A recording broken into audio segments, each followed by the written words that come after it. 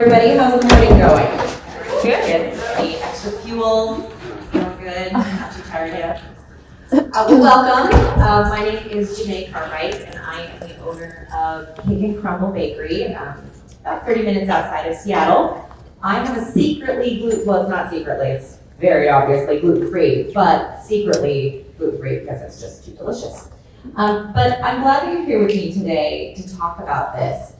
But I want to, before we get into it, I want to address an elephant that is likely going to be in the room today as it follows us around in our daily lives. And that is imposter syndrome. Because anytime we are looking at this, right, at wedding cake trends, I'm assuming, are all of you wedding cake makers? Are you own bakeries? Okay. It can be overwhelming to see other people's work, especially what we're going to look at today, and be like, I can't do that. Or that's way better than I am. And even if it's just a tiny little voice in your head, it's still a voice. And so let's get rid of that, right? I want to start with this slide. I think. Nope, not starting with this slide. I'm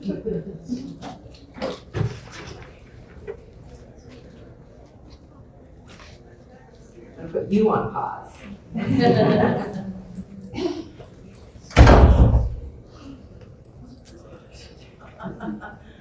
Brilliant.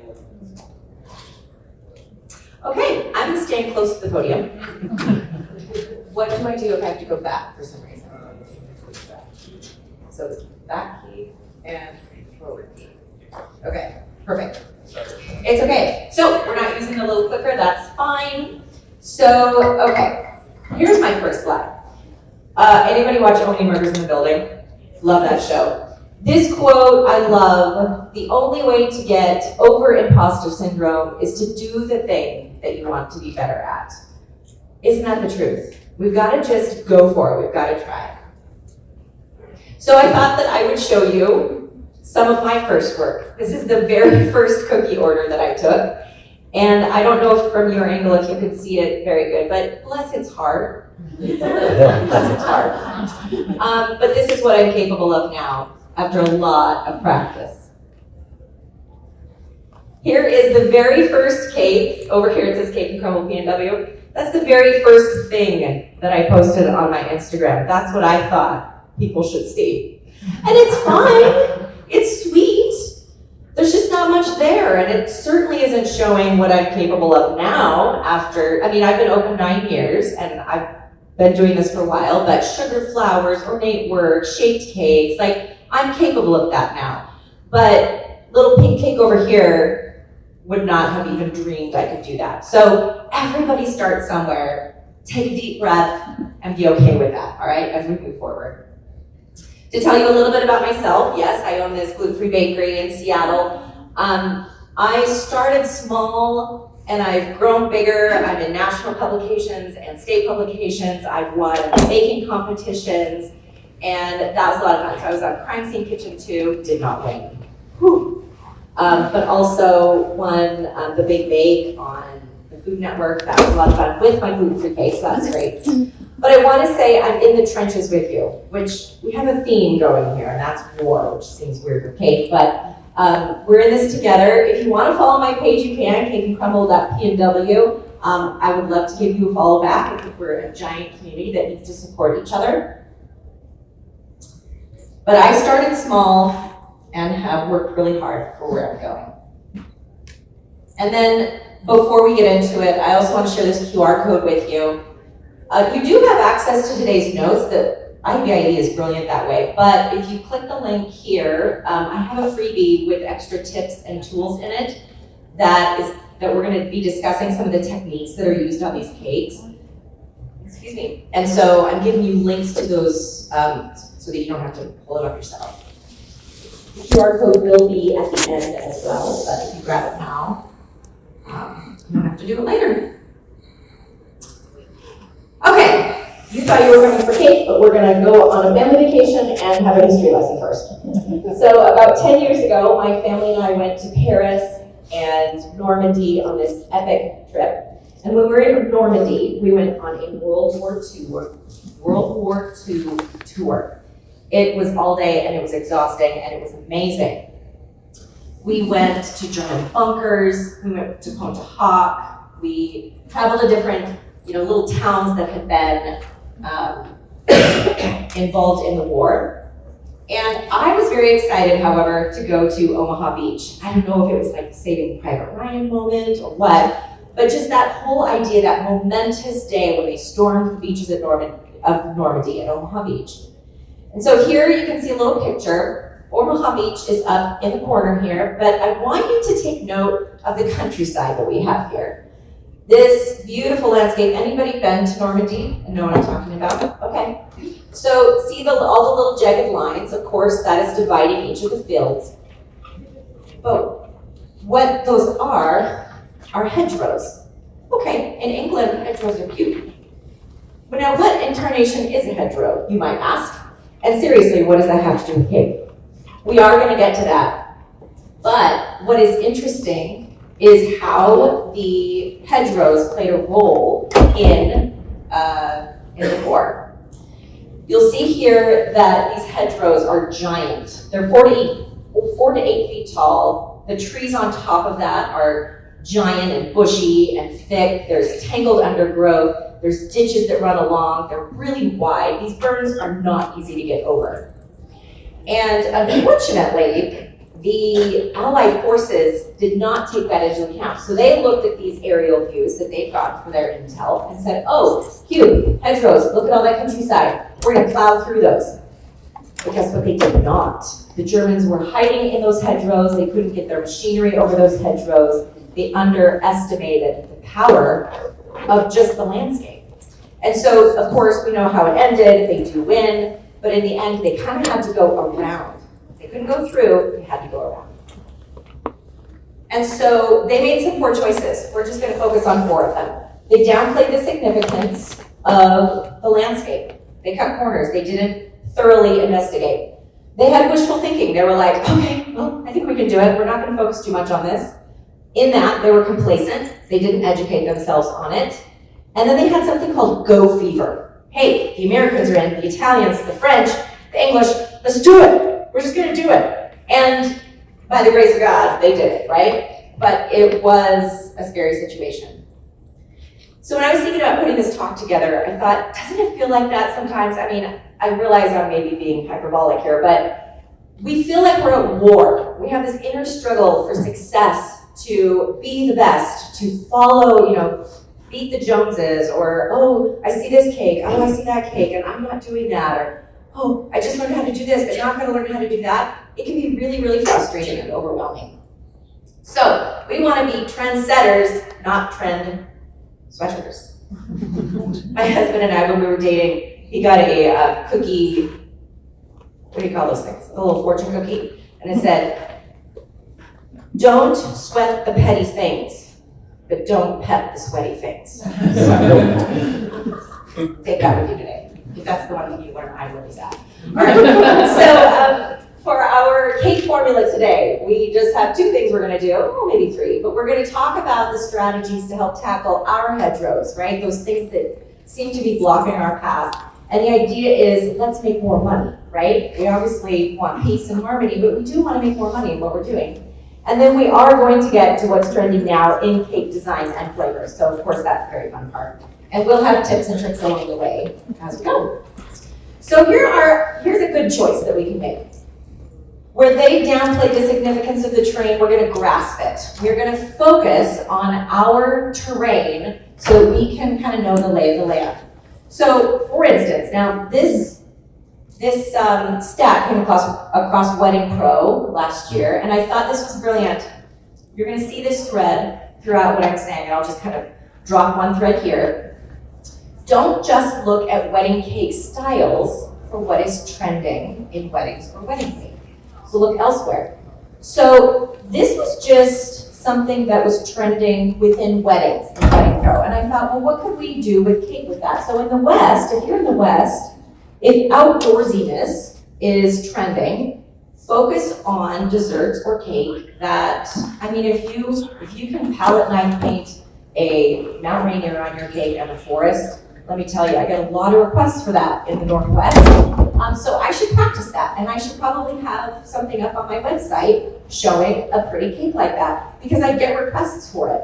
So I should be aware of that and not be like, oh, I don't want to do that cake. And no, maybe I don't, that's fine too, but I might lose out on business. In the Southwest, grand reception exit. Maybe you might suggest to a planner a grand reception entrance.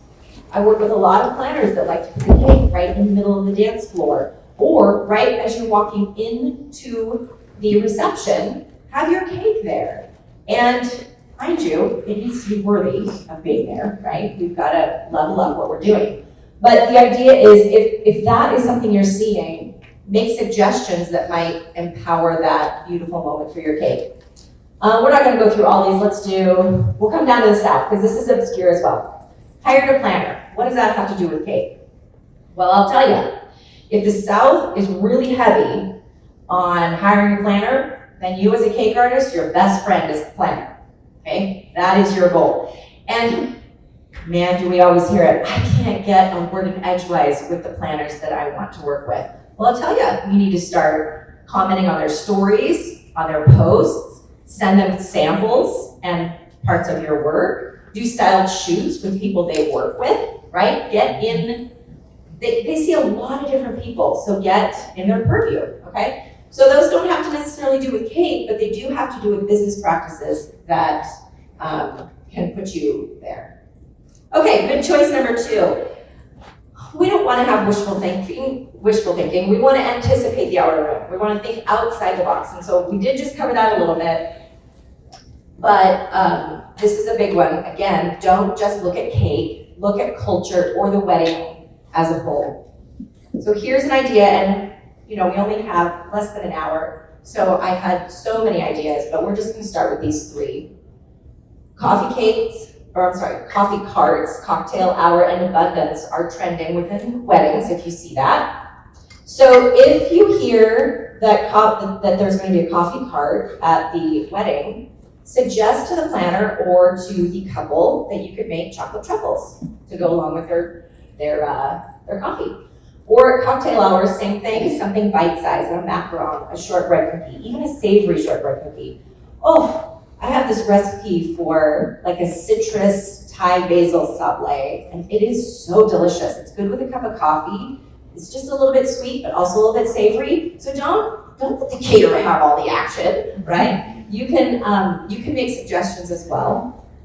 And then abundance, Bridgerton, right? Bridgerton is still trending. When that next season comes out, there will be a flurry. But things like cake meadows, abundance, decadence, that is happening. So how can you make your cake a center of that attention? Cake meadows are trending. Anybody had their cake in a cake meadow yet? No? Do you know what I'm talking about when I say cake meadow, Beth? Excellent. Not excellent, but I've got a picture of one coming up here. So what's great is you're not making the cake meadow, the florist is, but you're making the florist more money, and she's happy with you, or he, and then everybody's happy, and your cake looks amazing. But yeah, we'll get into that. And now tactical skills, right? Where they were uneducated on what the terrain was around that area and how hedgerows would make a difference, we're going to learn. And we're going to learn 2 things. First of all, we want to learn about the couple. I have the very first words on my website, welcome. And then I tell them, I am obsessed with giving my couples an amazing experience. Let them know that you are there for them. Make them feel like they are the only customers that you have. Now they know that you aren't, and you know that. But when they feel special, especially this, what's trending right now, we're gonna get into it, I keep getting ahead of myself, but they want the experience, so give that to them. And the way that you give that to them is being invested in them. Ask them questions, ask them how they met. That cake consultation is powerful, not just to find out the design, but find out about them, find out about other things they're doing in their wedding. Again, you find out they're doing a coffee cart. Oh, okay, we can do this. This last weekend I had a wedding. They really wanted an ice cream truck, but that conflicted with my dessert bar that they also wanted. And I said, well, let's pare back the dessert bar, but let's do this and this. And they loved that. So I still got dessert bar in there, even though they were having an ice cream truck. So don't be afraid of that upsell and to say, we're incorporating this together. There's nothing like ice cream and a Rice Krispie treat together, right? Lots of sugar. So here is another stat by Wedding Pro that came out last year. 75% of couples said that the guest experience was really important to them. Again, we're learning about the clients, right? We're not necessarily talking about cake at this point, but if we recognize that that is a powerful thing for our clients, we're gonna be fashioning our business a little bit differently. Food and beverage is really important. Over half spent more than they budgeted. So it's not that we want to break people's budgets, but recognize that what you offer may be more expensive than what they wanted, but they want it, so they will pay it. And then personalization is really, really becoming important. So take those things to heart. Alan Berg, I don't know if you know him, he speaks at a lot of wedding conferences. He said, you can have their prices or our services. I think that's brilliant. Because like I just said, it can feel overwhelming and like you're a little person if they say, this is my budget, but they come to you and say, well, can you make this for me? Well, this is my minimum, or what you're looking for costs this much. And, oh, welcome. And when you give them, when you paint the picture of what you're gonna do for them, then that money doesn't mean as much for them anymore, and they're willing to stretch the budget. And if they're not, that's fine, and then you work with them, it's okay. The second thing we're gonna learn is to get skills. And you're here in this room, so that's what you're doing already. You've already worked, woo, woo, okay. But we have to invest in ourselves. We have to do that yearly. We have to do that, more often than that. Take classes on YouTube University, right? Be here. But another thing that you can do is pick one or two of the styles that we're gonna be going over and make gummy cakes. Do styled shoots. Lean into what you are trying to learn. And then you have to schedule practice time. We will always have people say, hey, can you watch my kids? Or hey, can you come to coffee with me? And as business owners, how many of you are the business owner, not just working for a bakery? And how many people in your life, most of you, how many people want to abuse that because you're the owner and you can do whatever you want, so they just think that they can come in? Yeah, it happens. And we allow it because we are the business owner and we can make our own choices. But when I do that, I often find that I'm not making my business my priority. So make your business the priority. Schedule on those times where maybe you don't have as many cakes. Schedule time and say, well, I can't go to Wild Waves with you and the kids because I've got to work on this. And then work on behind the scenes. People love seeing behind the scenes, and they love to see you practicing your creative art. The last one, we actually want to continue to brace Go Fever, but we're gonna do it in a different way. Instead of creating this weird mob urgency where we're feeling chaotic, we actually want to collaborate with others. We want to connect with other vendors in our community. So we're gonna personalize our village. And the way you can do, there's lots of ways you can do that, but get to know other vendors. One really great way is to do styled shoots. The more styled shoots has anybody done styled shoots? Do you know what I'm talking about? Okay, so when you curate that and you're making a dummy cake, yes, you're doing it for free, but you're getting your work out there, and usually you're getting to be the most creative. Some of my most expensive work, I think I did a cake that I probably would have charged $8,000 for, and did it for free. But it was on the cover, well, it wasn't on the cover, but it was in the cover, featured cover story of our Washington wedding day. And it got a lot of press.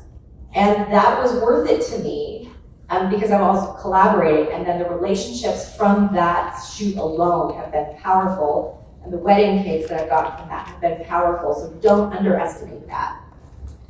Floral design class. So do you guys ever get that pit in your stomach when they want fresh flowers on their cake and you don't know how to work with fresh flowers?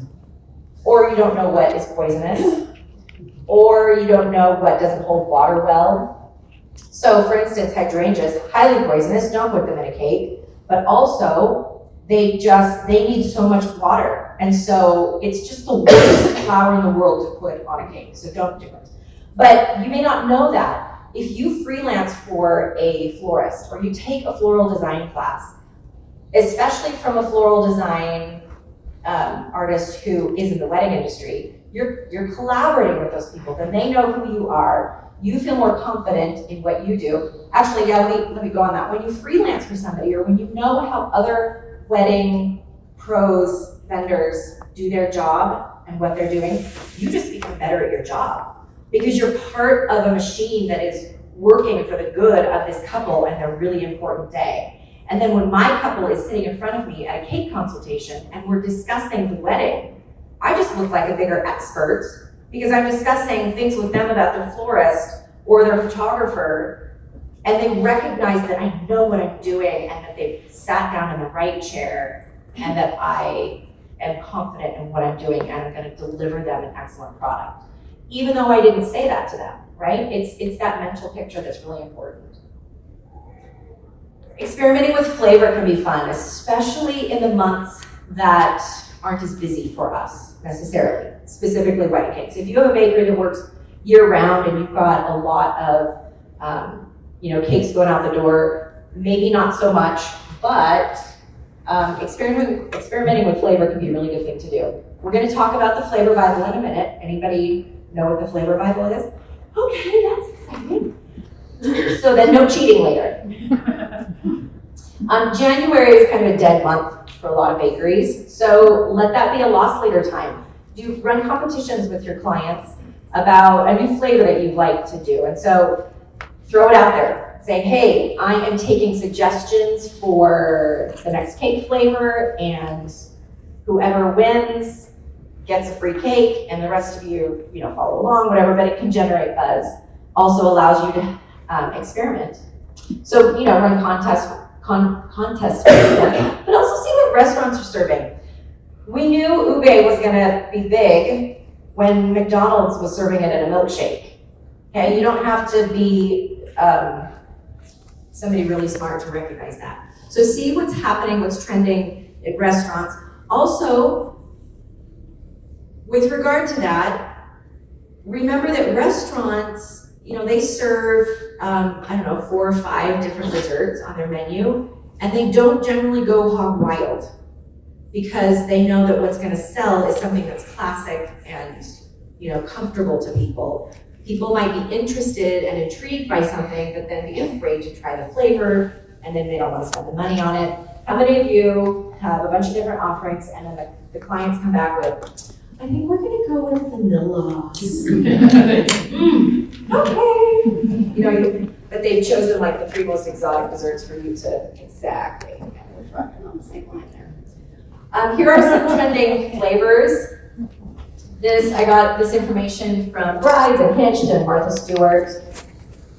Nothing is really jumping out at me as really, really strange. This all seems pretty accurate. Vanilla, of course, and chocolate are always going, and lemon, they're always going to be standards, but it's what you're doing with maybe the fillings that can be really profound. What I did a few years ago, I used to offer just any flavor that you wanted. And as a gluten-free baker, I do that, or I was doing that because I want the gluten-free community to know your wish is my command. You can have it. Not saying no, which is like what we always hear in the gluten-free community. No, sorry.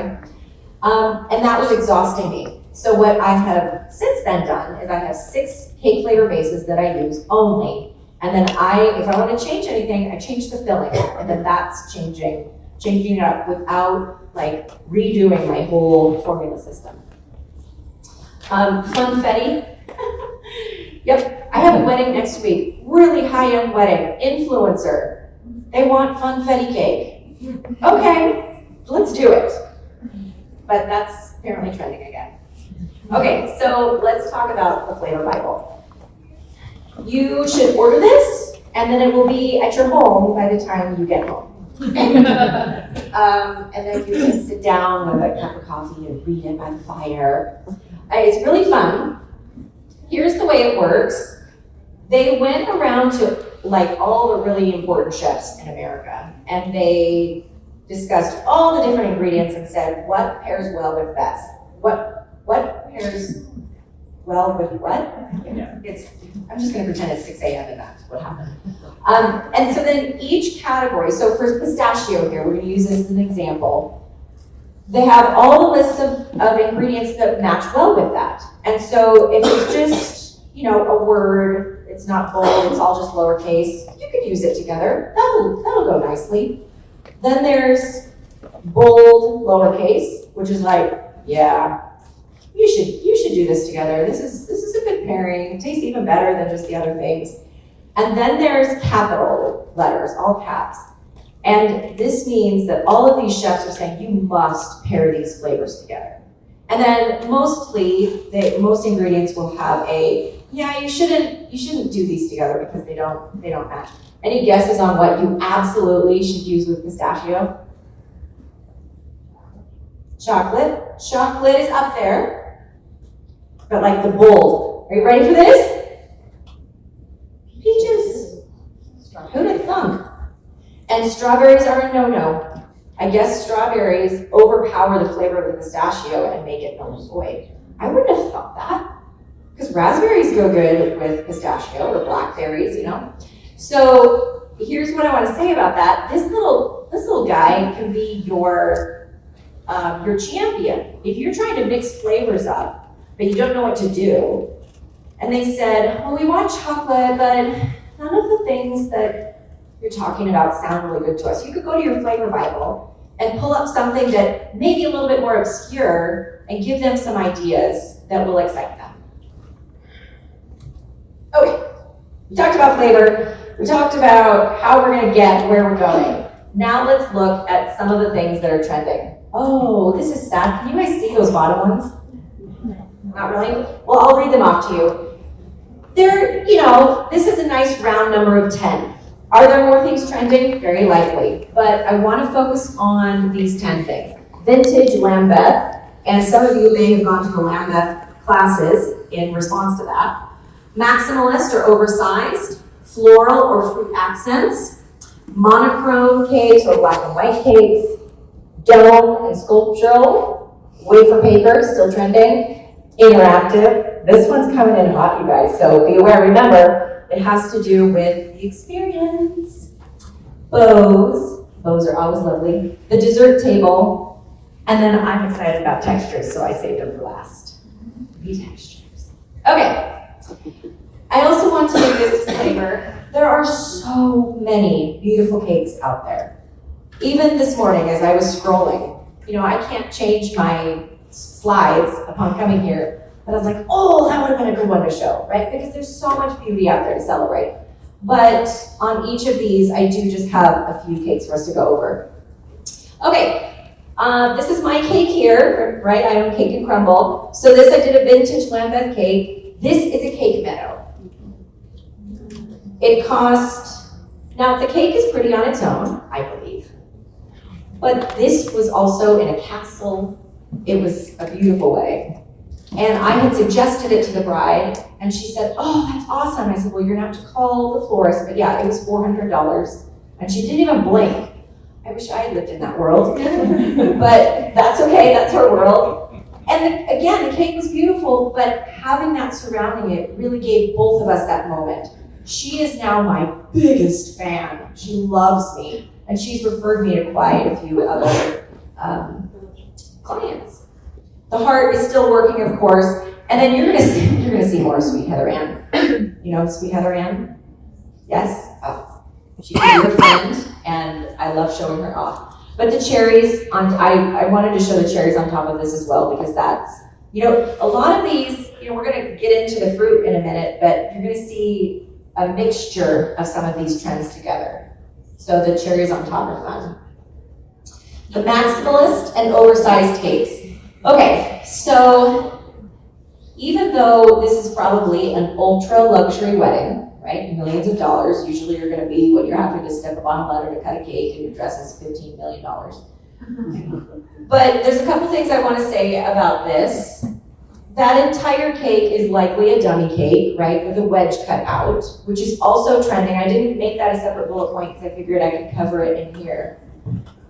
But Don't worry so much. I mean, there's a lot of skill in that, because all that fondant work, oh my glory, no. But there's so much possible when you can play like that. So if there is a grand wedding, you know, your cake is gonna be sheet cake in the back with the kitchen. Make something grand. Challenge yourself, have fun. And then Sweet Heather Ann, again, if you're not in her newsletter, get her newsletter. She actually even shared her, like a breakdown of how she puts together a long cake. Long table cakes are in, so you need to get educated on this. We're not gonna talk about it today, but again, I'm just gonna send you to Sweet Heather Ann. There's no paywall. She just shares it with you. She is a gift. This video that she posted got over 1 million views. I mean, it's a stunning cake.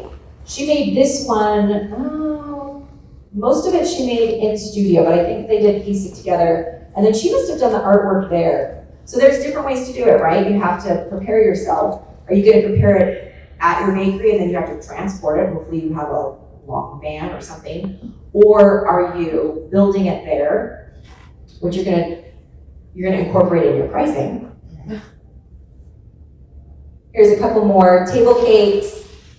Now the one from Butter Bakery, this was a styled shoot, so I don't cringe as much, but I still cringe at that. There's no way, that cake probably serves 100 to 200 people, and it's sitting on a table for everybody to spit on during dinner. No.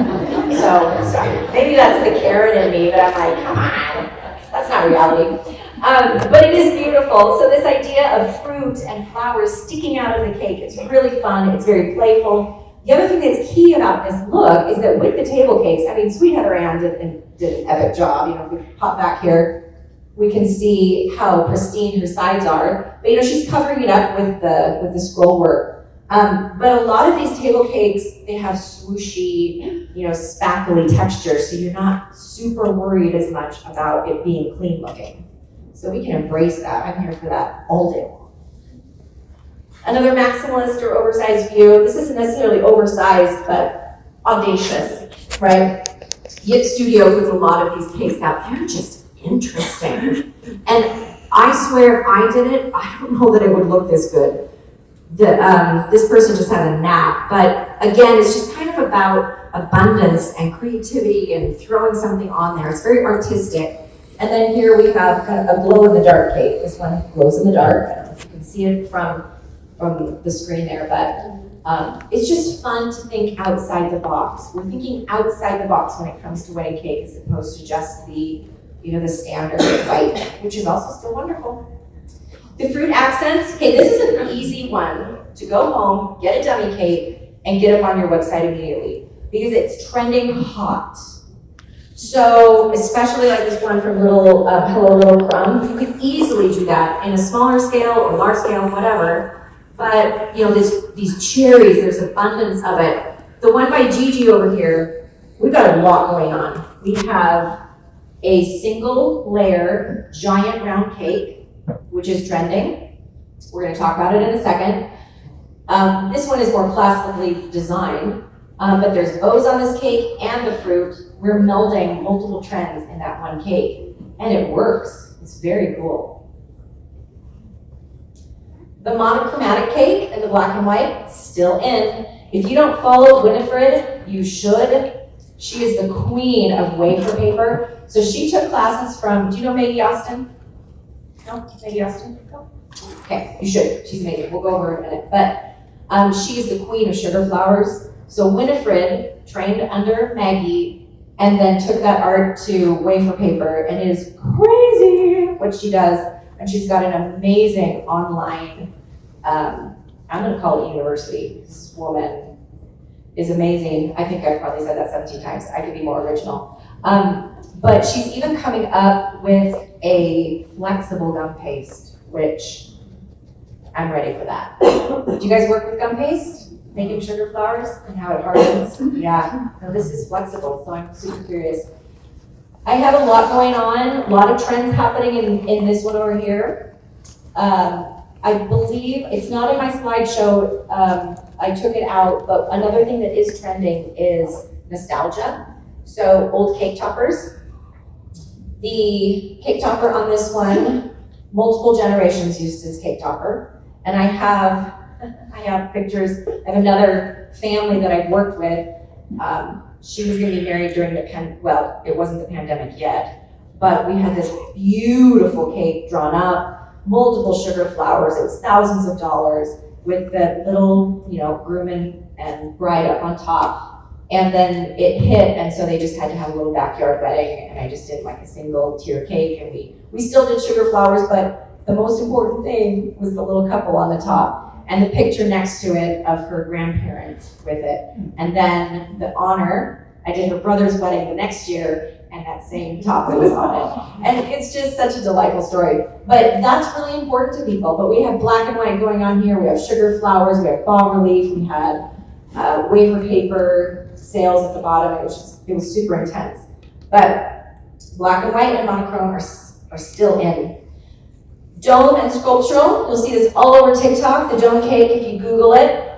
If you Google it, you'll see an array of talent, those that are still learning, and those that have knocked it out of the park. It's a fun one though. It's a fun one to play with because you're using your creativity, you're getting more comfortable with the different types of tips that you can use with your buttercream, and the different flowers that you can stick in them.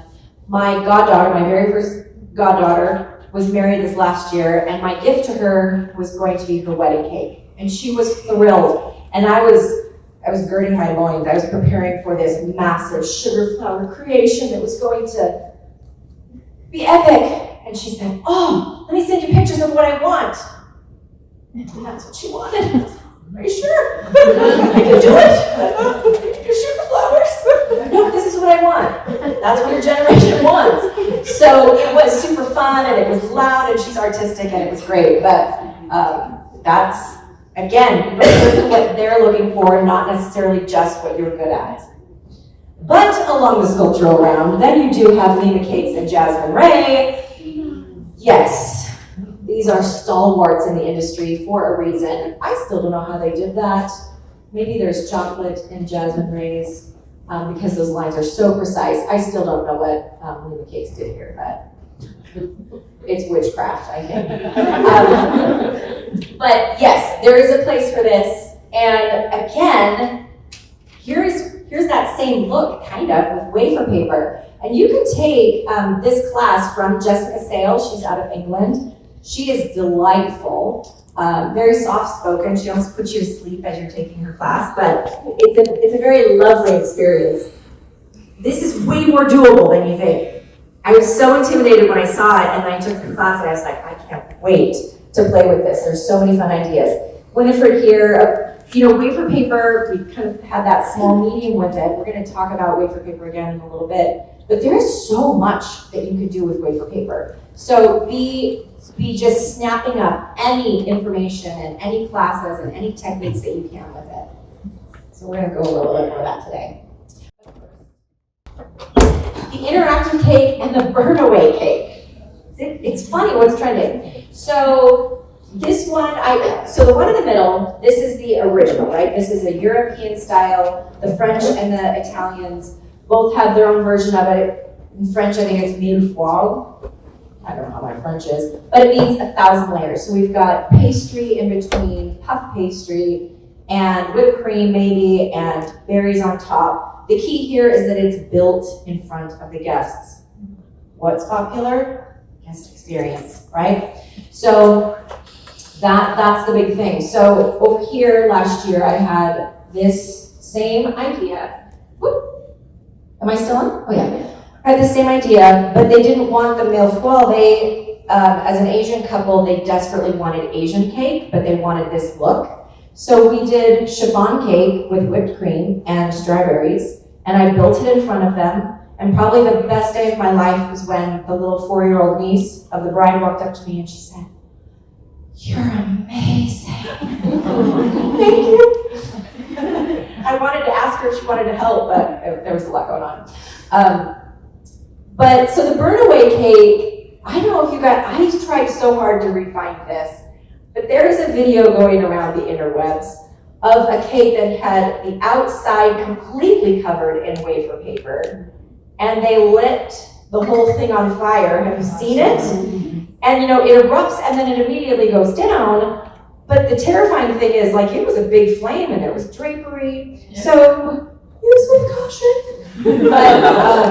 But it can be fun, right? You usually see this maybe in gender reveal cakes, or will you marry me, or will you be my bridesmaid, or something like that.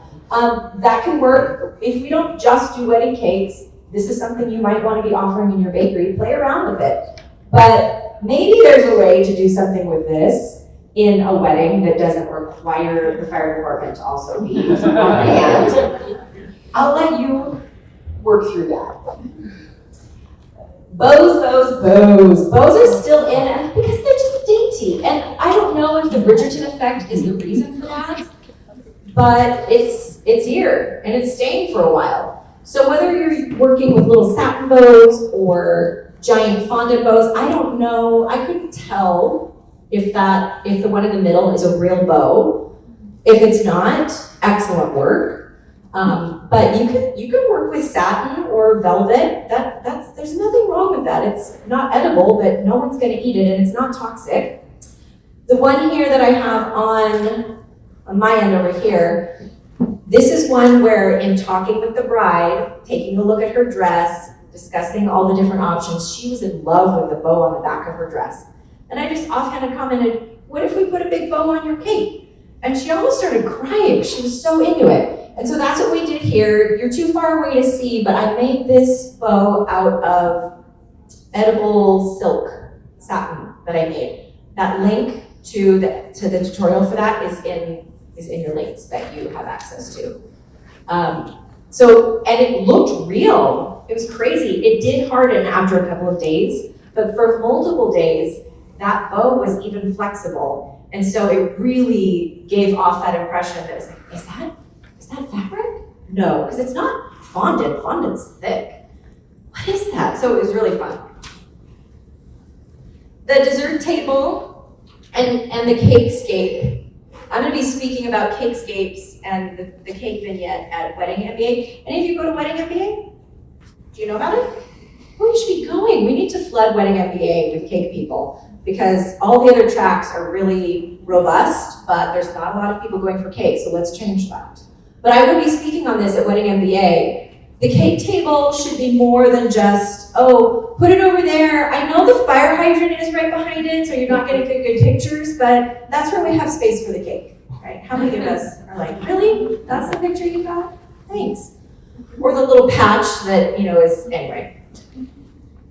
Having something luscious, again, I think this goes back to Bridgerton. Cake pedestals, extra desserts on the table, things on the table with the cake. I know that you can't necessarily require that, but in your discussion with the couple or with the planner, don't just be an inactive party. Be an active party in the design of that space. And so anytime that you can create lovely looks, it's going to be more eye-catching and more photography. Okay, the last section we're going to talk about, this is my favorite, because it involves being inspired. And I don't know about you, but I get exhausted. And after wedding season in the past, it sometimes takes 2 months for me to recover from the creative drain that happens with wedding season. I see a couple people nodding. It's real. And so anytime that we can be inspired it's what we love to do. So don't just look at cake when you are thinking about cake inspiration. I got this tip from Maggie Austin. She is the queen of sugar flowers. She gets minimum $25,000 to work with her, and she actually doesn't work with anybody anymore that she hasn't worked with in the past. So she won't take on new orders. She only works with certain planners. But she said, Marchesa Fashion, you need to follow them. So they put out all sorts of lovely designs. But it's amazing the amount of inspiration that we can gain from that. Here we've got bas relief, both in white and monochrome gray. And you probably can't see the texture on the screen. You'll be able to see it from the slides on your phone.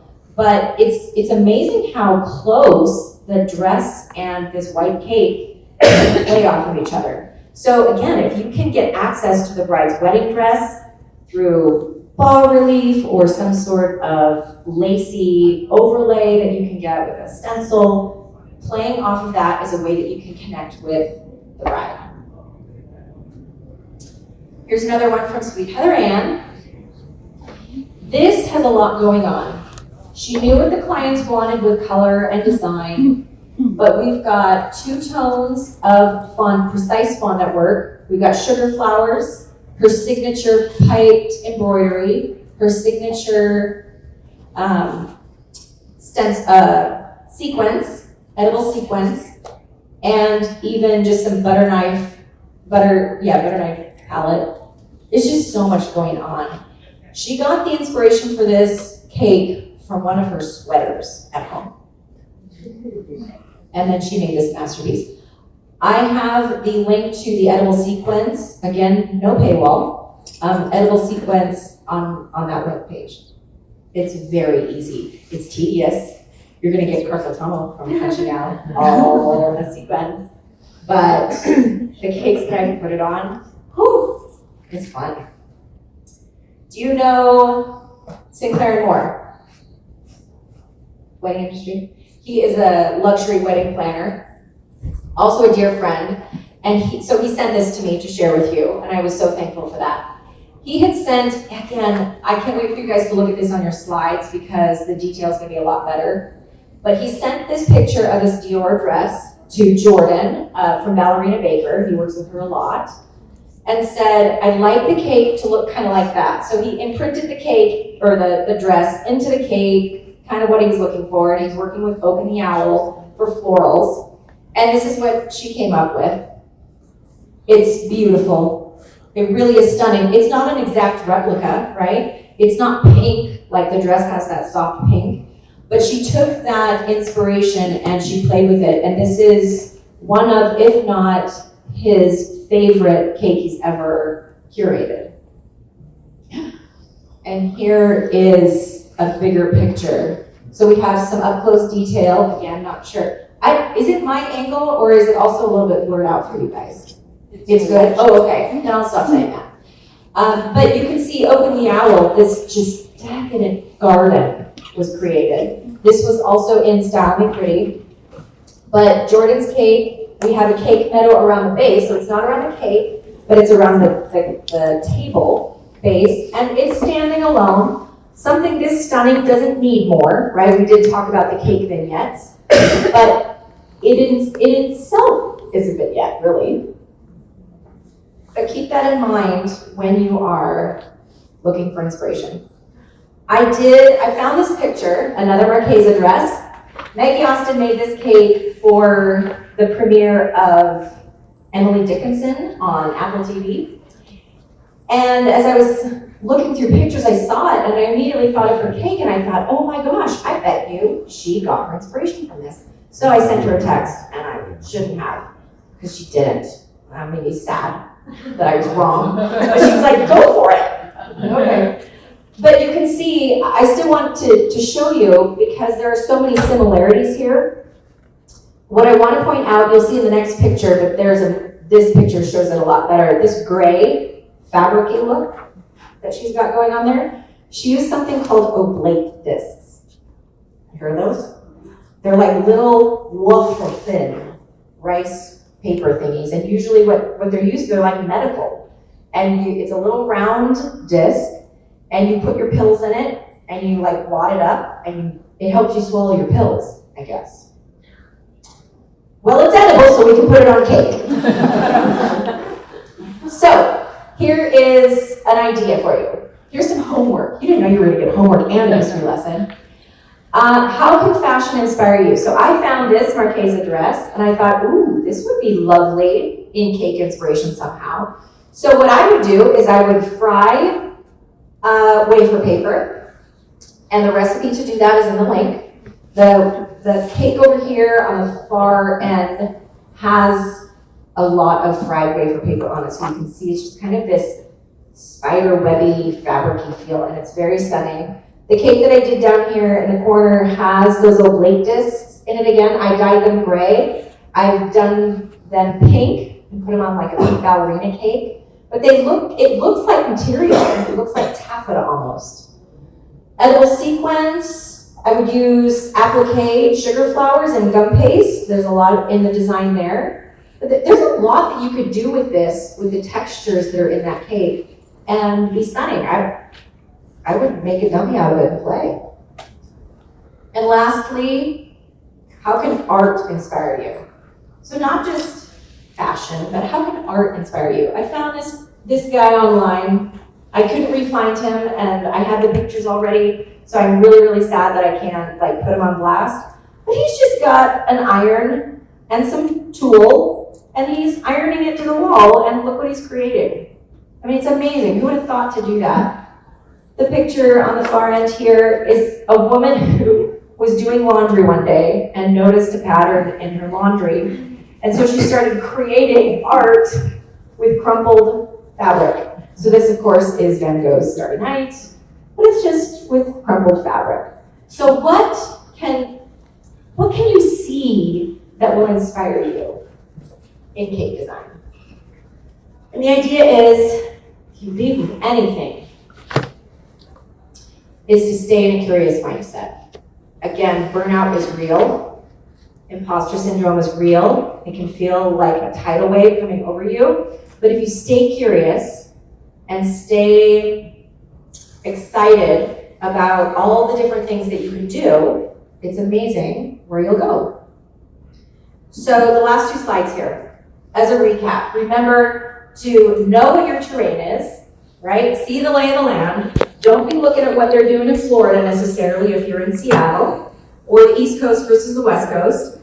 The flyover states, it's going to look different for you than it is on the ocean potentially, right? Just know what's happening in your area. And not just with cake design, but with the entire wedding industry as a whole.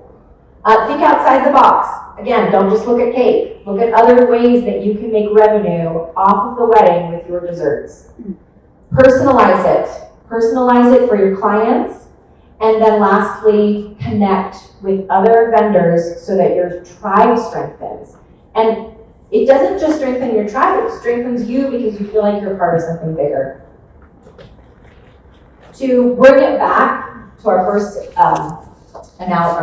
illustration, I took this picture of this little girl on Omaha Beach 10 years ago. She's practically naked. She's got no care in the world. Her hair is blowing in the wind. And she is digging in the very sand that 75 years ago, massive bloodshed in order to save the world. But she's not thinking about that. She's thinking about creating. She is doing the work. To practice any art, no matter how well or badly, is a way to make your soul grow. So do it. Go after it. Feel that hunger and feel that excitement. So, thank you for coming today.